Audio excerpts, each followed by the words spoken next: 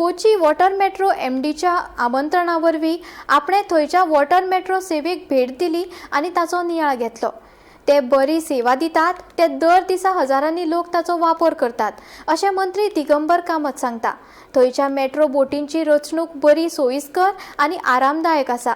गोंयांतूय water metro प्रकल्प सुरू करपा खातीर डीपीआर म्हणल्यारूच सविस्तर प्रकल्प अहवाल तयार करपाचो निर्णय सरकारान घेतला, अशी माहिती मंत्री कामत हांणी दिली।